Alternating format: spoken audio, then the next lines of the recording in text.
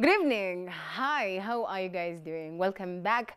And of course, I'm saying back because of Bounce, but now we are here to talk about, it's actually time for Power Talk, yeah? Here we talk about stories that uplift people, we talk about mentorship, we talk about serious business, all right? And today's topic is quite interesting because it has a lot to do with the young people. We are talking about overcoming drug and alcohol abuse, all right? So before we meet our guests for today, I'd like us to go on our social media and interact with us. You can share your thoughts about the topic we are talking about today. That is Y254 on Facebook. We are on Instagram as Y254 as well. And on X, we are Y254. And for those who would love to stream, we're actually live on X. So you can take us on the go. You can take us with you wherever you are going, right? Hashtag is Power Talk. My name is Philin Jean. And of course, I'm standing in for Cheryl Blessing. She's going to be here next week, all right?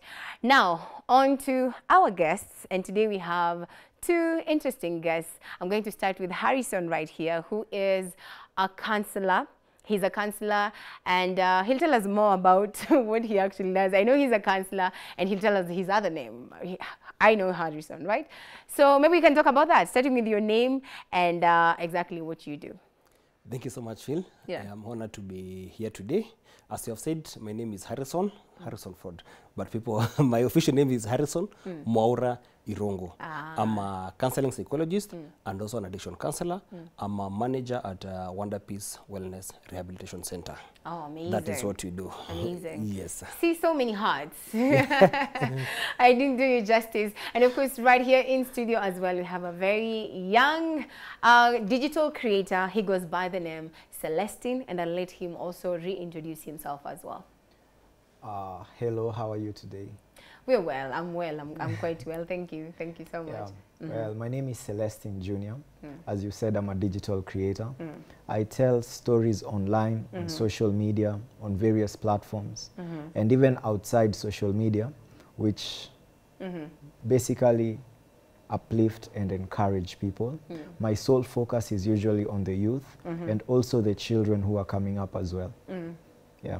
Oh, I love that. Thank you so much, of course, each and every one of you for making time to join us today. And of course, to talk about this topic that I feel like it's quite vital, given the times we are living in right now. Yeah.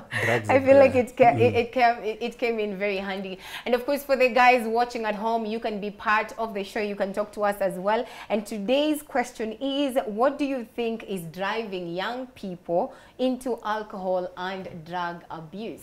What do you think is driving more young people into alcohol and drug abuse? And like I mentioned earlier, you can talk to us on our various social media pages, Y254 on Facebook, Instagram, and X as well. And of course, just to get into it, I'll start with Harrison.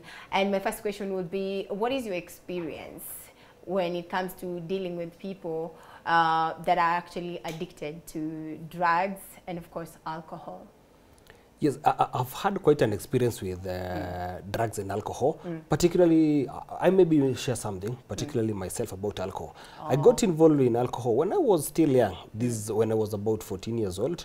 That's when I tasted the first sip of alcohol. 14? Yes, 14 years old. That's so young.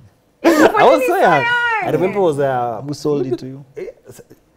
By then they were being sold, even in shop, there were these sachets. You don't know the sachets, 10 bob, 15 bob. That was the first thing I tasted, alcohol. And let me tell you, I felt good. You liked it? The first time I liked, let me be honest, I felt good. Yeah. I remember going home and telling people, gota. So it was the high. It was the high. And maybe to answer the question, what led me to that was the curiosity. You see, I'll see people drunk. I'll see the advert on TV. I'll see the advert on billboards everywhere. Yeah. And I wondered, how they does make this it look so cool. Yeah, exactly. They make so people cool. And there was another fact that Lucy, you can drink and fly. Exactly. All those. So for me, all that stood out was the curiosity. I want to know, what is it about alcohol? Why is it that people do this and the way they behave? Or maybe they were sudden, they start smiling. But today, I wouldn't say it's a good feeling. Yeah. And I wouldn't encourage people Today to you taste will them. not encourage I anyone would to encourage do that, that. one, as we Yeah. shall be talking later. So we'll talk more about that. All right, now Celestine, what is your experience when it comes to dealing with alcohol and of course drug addiction? Have you ever been in that place? Like now we're talking about a place of a place of healing, a place of we've been there, done that, overcome. Have you overcome it? Have you ever been addicted to any type of drug? Yeah, that's a very nice question. Yeah. Especially for such a time as this. Personally, for me, it was not necessarily the alcohol, but I would say smoking was quite a problem. I got involved in smoking some few years back. I was still a young guy, you know, still in my teens. I can't brag and say 14 like my friend here, but I got involved in, you know, in the drug. And, you know, when you're starting it off, it's not something that you think, you know, it's like he said, it could be for matters concerning curiosity, but as you go on consuming the drug, it changes. Whatever it is that you are using the drug for also, the intentions also change. But thankfully to God, I was able to overcome, and it's not something that I need anymore as much as I thought I used to. I know, right? Yeah. And even just today, there is a study, there's actually a research that was released today, and they mentioned that Kenya actually ranks as number 5. Like in the whole of Africa, Kenya comes at number 5 when it comes to people who consume beer a lot. And we rank 52nd globally. In the world. Yeah. So, being a digital creator, you spend a lot of your time online. And of course, a lot of young people are online. Seeing such numbers, what do you think about that? You know, it's actually quite scary, but it still makes sense. I don't want to point fingers, but situations are bad. Yeah. The economy is bad. Parents are not at home. No one is watching out for the kids. No one is watching out for the community. You could even say that part of the leaders, our leaders in the community, the thing concerning alcohol, it's not something that matters to them. So they have focuses on other things, but focus on drugs, it's not something that is a key agenda. Everyone wants to make money. Everyone wants to make money. And you see, even in Kenya, our breweries, they make a lot of money. Yeah. So when it comes to this case, even as you've told me these shocking numbers, it is a shocking number, but the problem with that is it makes sense. It makes sense that people like are you're not consuming. shocked. I'm not shocked. Yeah. I'm not shocked. And you know, the major problem is when people are getting into these drugs, the people who don't use these drugs are ready to point fingers and say, look at that country, people are drinking, or look at that person. And people actually make it seem cool. True. People are like, oh, Kenya, we are drinking nation. Watu wanajivunia vibaya sana. You know, if whatever you're dealing with, you just drink. Yeah. Wanasema hivyo si ni walevi. But when it comes to matters concerning your health, when it comes to matters concerning your future, when it comes to matters concerning your family, you know, the choices that we make today, as you grow older, if you're a young person who has recently been involved in, you know, the drug, you know, the drug abuse and the drug misuse. Once you continue consuming, you realize that these choices that you are making, they are affecting not only your present, but also your future. Hazishiki tu sai. Ata mbeleni, like it starts as fun, alafu. It starts as fun, but in future, it's something that you're going to look back to and to realize, by the way, the money that I spent here, the time that I spent here, the people that I was with here at this time, we could have done something better with those resources. Exactly. And so like those number, I do believe they could come down. They could be, as in tunaweza kuwa number 90s. I believe we could rank hata like when you unasema a lot of people are drinking beer. I do believe that a change is coming. And like we could reduce that amount of abuse and misuse. Right. Yeah. And Councillor Harrison, let me get back to you. And I think my other question would be like, why do you think people get into? What are some of the reasons that make people get into start using drugs? And what are some of the early signs? What are some signs to watch out for? When someone, you know, it's that there's of course there's a line. I think there's a line when it comes to alcohol addiction, because people do it for fun, right? People go out every weekend. But then when does it start getting dangerous? What are some of their signs to look out for? Yes.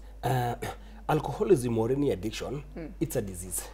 And the better we realize that addiction is a disease, we'll be able maybe to manage it or to help those people who are in addiction. And it has stages. And the first stage is called the experimental stage, where you experiment the alcohol, where you first test the drug. That is the first stage of any addiction.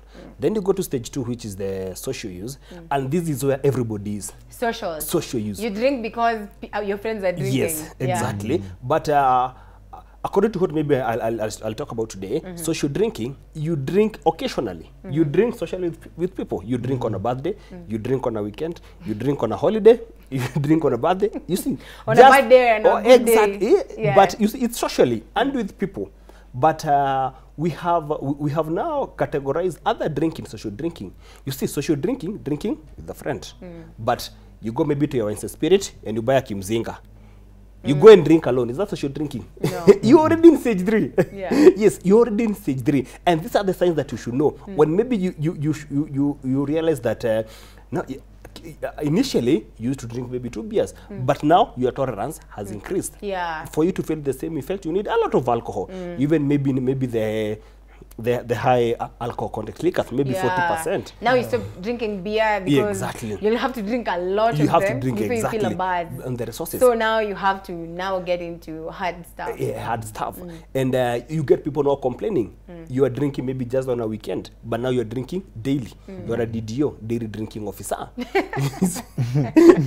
People have started You see, at work you have problem. People have started complaining. Hey, by the way, I'm not happy the way you're drinking nowadays. And you get angry. And so on and so on and so on and so on. You see, that one can be a very good sign. And for children easy.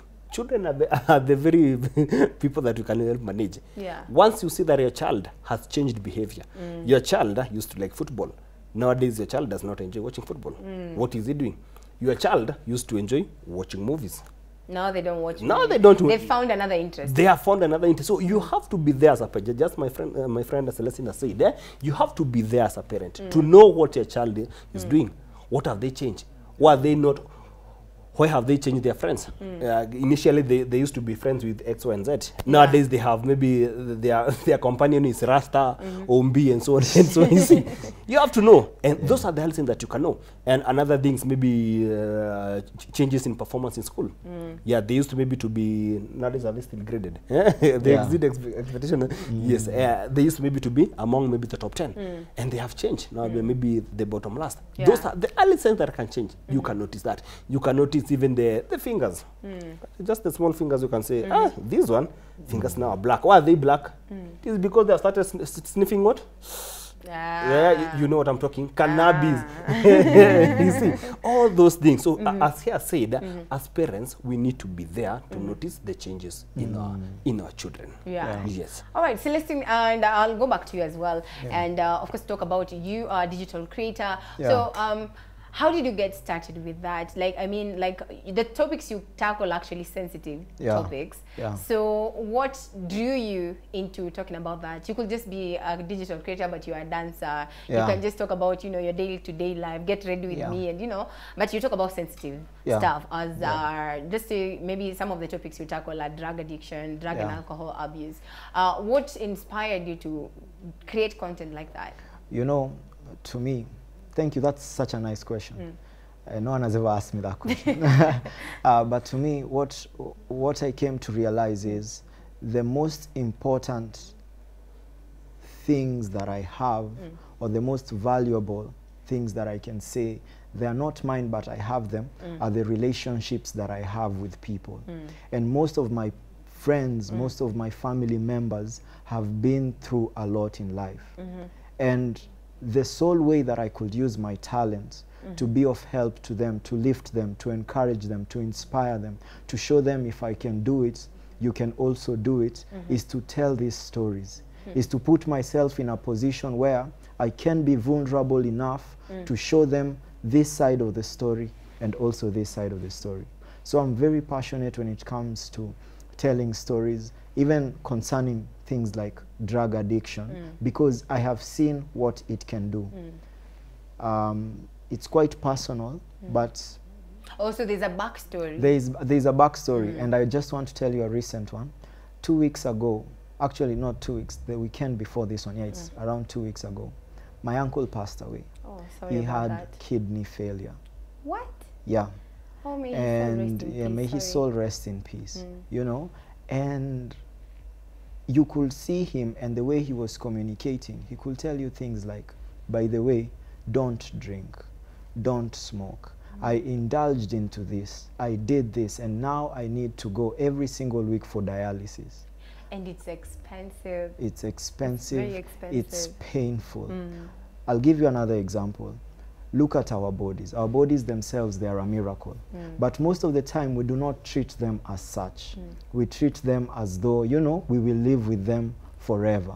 But wait till you grow up, na ukitoka kwa kitanda unasikia kidogo, unafaa stretch or something. That's when you realize that you have something valuable. And not just for your body, but for the bodies of the people around you, your friends, your family, and such and such. So once I realized that I have a passion to lift and to encourage other people, I delved into the digital creation industry, and I tell stories. I actually even, it's different manner of stories. There are stories per se. Sometimes it's some film. It's literally film.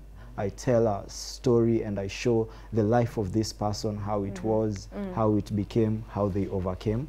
And I do believe when I tell these stories, I get a lot of messages, I get a lot of DMs from people across the world telling me that this I've been through this this. was nice, this Yeah, was thank you for funny, talking this about was this. encouraging. Yeah, I'm glad I pay for my internet. Vitu tu kama hizo. Hizo ndo zinafanya unaendelea. Hizo ndo zinafanya niko like, you know, Yeah. and also it's the grace of God. I'm able to, I am fueled enough to be able to help other people. You know, si rahisi. Si rahisi. But I thank Si God. rahisi. All right, we'll come back to you in a minute. Yeah. But let me ask Harrison now. Now we've talked about now the signs of alcohol and drug addiction. Sasa tumefika ile point yenyewe like enyewe mali imefika, if I don't work on this, maybe I might lose my job, I might lose my life, I might lose my family. Yeah. So this is now where people come to you now. To the rehabilitation centers to come and see you as a counselor. So what type of what type of a counselor are you? What type of therapy do you specialize in? I'm a counseling psychologist dealing with any matter related to counseling, be it stress, be it marriage, but I'm also an addiction counselor. So yeah, satisfied by the. So when it comes to addiction now, what is the first step? Now this person has made up their mind, you know what, I need help. Yeah. And they come to you. They come to me. Yeah, so what do you do from there? After they've come to see you, then you take it from there. What is the first thing you guys do? Addiction counseling is different to other counseling like marriage counseling. You see, with addiction counseling, we are dealing with the body and also the issues that is making this person maybe to indulge in alcohol or any other drug. The first step that we do is to treat this person medically. Like Celestine has said, his uncle was had kidney failure, which was brought about by alcohol. So the first step that we do is for you to be seen by a psychiatric doctor. The psychiatric doctor will examine your cognition, will do an MSc, mental status examination, and then we do the blood test to determine how your liver is, how your kidney So that is the whole structure. That so is, it comes yes, from, yeah, it started medically. Once we have treated medically, then you go now to counseling.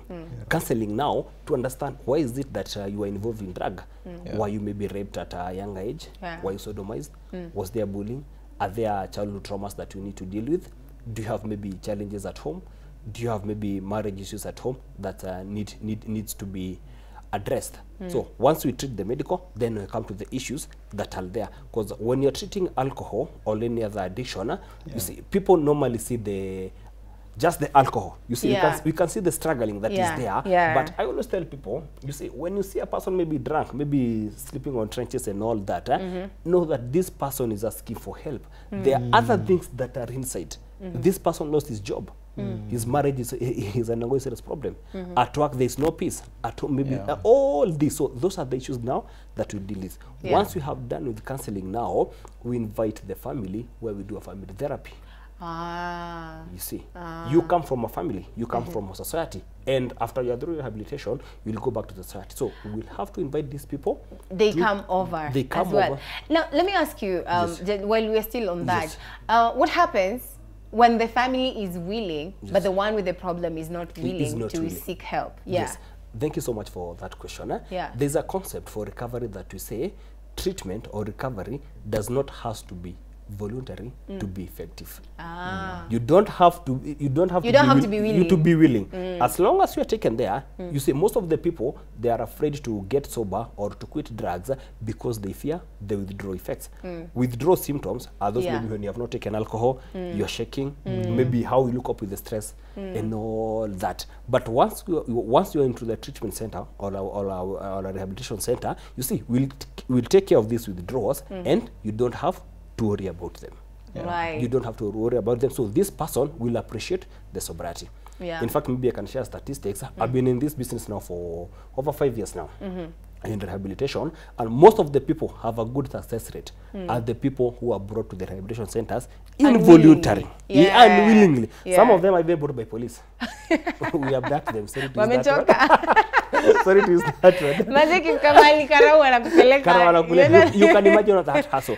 But trust me, after the second week or the first month, they tell you, Harrison, can you tell my people, I'm so grateful for bringing me here. I've been able now to live an alcohol-free life, weed-free and any life, and life is good. Tell them so much thank you. Awesome. All right, now, just for the sake of the guys who are watching at home and you're wondering, what are you guys talking about? We're talking about alcohol and drug abuse, right? Alcohol and drug abuse. What are some of the issues that make people get into drug abuse? What are some of the symptoms to look out for? But our main question for today is, what do you think is driving more young people into alcohol and drug abuse? What do you think is driving more young people into alcohol and drug abuse? And of course, we have Celestine right here on set. He is a digital creator, and with us as well, we have Harrison, who is a psychologist. He's a counselor, so he's a psychologist and drug addiction counselor as well. Now, just to pick up from where we left, Celestine, back to you. You are a digital creator. You deal with a lot of young people. And would you think, or would you even say, a lot of people get into drug addiction because they don't want to deal with their maybe life issues, whatever they're going through? Would you think they use alcohol as a way to escape their reality? I actually agree with you. I actually agree with you. Like my brother here was saying, you could see someone amelewa chakari. Someone is so drunk, amelala hapo kando ya sewage, and you could be the one to point him and say, ona ule mlevi. But you could also be the one to point him and be like, this guy needs help. Because there are things, what I've come to realize when it comes to matters concerning drugs, people don't just start consuming drugs. And if they start consuming drugs, people don't just become addicted or dependent on these drugs. There is, as you have said, some sort of escape, some sort of trying to run away from reality, something that is trying to make them feel alive. So they're here, they're saying, hey, I need to get high. This weekend, I need to get drunk. Now after weekend, bado Monday pia anakunywa. Bado Tuesday pia anakunywa, bado Wednesday anakunywa. So, even as we are talking about stories, when you show and when you share the stories of these people, when you get to sit down and talk to these people and see where they are coming from, you get an opportunity to see with your own eyes what these people are going through. And once you can get the history, you can start working on the root cause. Like our doctor here has said, amesema, you start working on the reasons as to why these people ended up in doing drugs in the first place. So if someone is undergoing, let's say, a difficult marriage, they could get that marriage therapy. If someone is undergoing peer pressure, so you get to the root cause. You get to the root cause. The medical. Now you have to get to the root cause. In fact, what he has said, not why the alcohol, why the pain. Yeah. Not that's- the alcohol with the yeah. pain. Yeah. Yes. Oh, so it's never alcohol is just something Alcohol- they use to numb the pain. Exactly. So there is pain. There so is you have to something get to inside. the root cause. Yeah. Yes. Yeah. Ah, I like And- that. And of course, you have seen more people. Sometimes they come and they go, they start again. They start again. So talk to us about that. Have you seen cases of people relapse, and what are some of the reasons people relapse after they've had successful treatment and you release them back to the society, and they, after a while, they are brought back to your institution again? Yes, and that's a very tricky question. But to make it interesting, you can start by myself. I've been to my first job was a banker. I'm a banker by profession. Yes, I'm an accountant. That was my first profession. I was working in the bank, but I was fired because of alcohol and gambling. You can.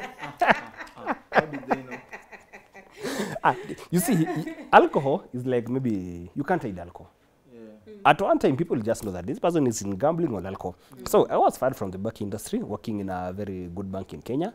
But from there, I went back to alcohol, continued and all that and all that. Way in 2011, I had gone to my first rehab. That was the first time, second time, 2016. And in 2020, back to alcohol again. Yeah. And today, I'm almost 5 years sober.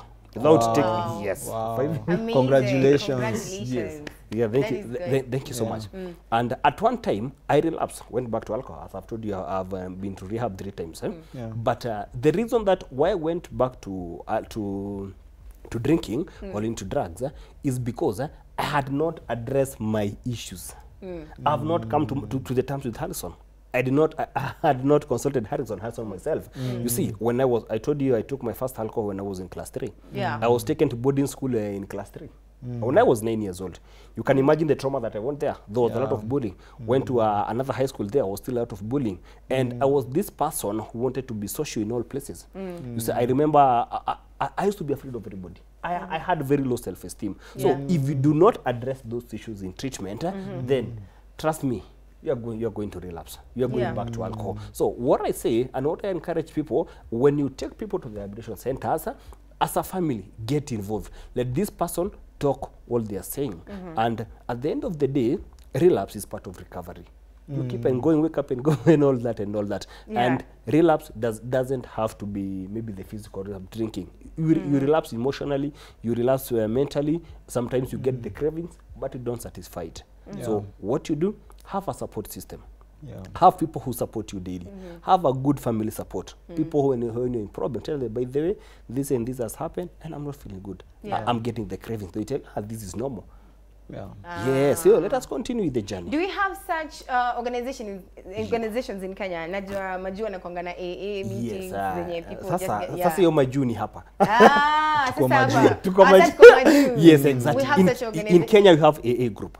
There are so Oh. many meetings that happen there. Even today, I was supposed to be attending another meeting for AA real? group. Yes. In the rehabilitation, we have so many AA groups in Kenya. Some as near as here, Senate Cathedral. Hapa tu in Thika, in Nakuru, in Nyeri, in Mombasa, the AA groups So are you here. just have to look around you. Just have to Ziko. look around. You just have And to maybe find- at the end of you can share my contact. you should, of course. I will It's connect them to yeah, the kama AA mtu hataki groups. kuongea publicly, they can public, come. yes, Alafu, yes. yeah. Those support groups are very Yes. essential, of course. Now, at least you have someone accountable for Yes, you. exactly. Yeah. Right now, being also a content creator, tackling such matters that are very, well, we talk. It's not every day you wake up and people are choosing to talk about the stuff we Yeah. talk about. So, do you ever encounter critics, people who are like, maisha ni yangu, where, you Yeah. know? Yeah. So, how do you deal with that? Such challenges, how do you overcome them? Because of course, lazima, it is in your line of work. You are a digital creator. You're not going to stop creating content. Yeah. But how do you handle that? And kesho bado uchukue camera and you do it again. Yeah. You know, it's funny that the critics end up loving you more than the people who loved you coming. I'm just saying, because once you push your content far enough, once you show that you really value someone for who they are, not you value them. You know, some people, they've been addicted for so long, they think they are the drug. Once you show this person that, wait a minute, you're not the drug, you're the person, and it's the person that I like. Once you show that side of you and you show people that you really, really do value them, these same people are going to understand the value that you're trying to put out. And these same people who are your critics, not just mine. And if you're outside there and you're like, let's say, a creator, or you're just doing something, you've started a business, you have started your journey of healing from addictions, then you meet your friend and your friend is telling you, wewe si tumekunywa na wewe. Like, you've been tumelewa bana, you know. When you meet these critics, hujaacha pombe, ni pesa huna. Exactly. You know that? you don't have money. When you meet such people, know that number one, it's part of the journey. Once you reach a level where you can, these challenges, you have a capacity to be able to handle these challenges, then by that time, you are free from that addiction. Those same people, utafika mahali waseme, huyu hakunywangi. Yeah. This person, yeah, kwanza when you are around them, they don't even order for the alcohol anymore. Nasema uniletee maji. Unasema utakunywa maji, tukuletee mkate. Ama wanakuambia sasa kanisa unaendanga ni gani? Ama how did you change? Because many of these people as well, even with the struggles that I have personally been through, many of these people, when they see your journey and they see you have overcome this alcohol and you have overcome, let's say, this smoking, these same people are going to require your knowledge and your wisdom in future. And you are going to be the person to tell them, by the way, pia mimi nilistruggle na uliniona nikistruggle, and I was able to overcome because I did this and this and this. Even as our friend has shared with us here, he relapsed like 3 times. He has been himself and he works in rehabilitation. Imagine. But ye mwenyewe ameenda rehab 3 times. Yeah. With all that expertise, now he is able to help thousands, if not millions. Based on experience. Based on experience. Si stories za jaba. Yeah. Yeye ni mtu anakama anakuambia amepitia. ni kitu amepitia, Yeah. and he knows what he's talking about. All right, so let's talk, and of course, if you're watching at home, now, you know, you're dealing with alcohol, you know, alcohol addiction, or even just drug addiction, and you need help, you can be part of the conversation. Talk to us at Y254 channel, Kila Mahali. Tell us, are you currently battling alcohol addiction? You know, just your experience, if you'd like to share with us. Do you have a family member who's going through that? Do you have any question for our guests today? And of course, we'll be more than glad to ask them. But right now, we're going to take a short break, come back, and talk some more. Keep it Y254.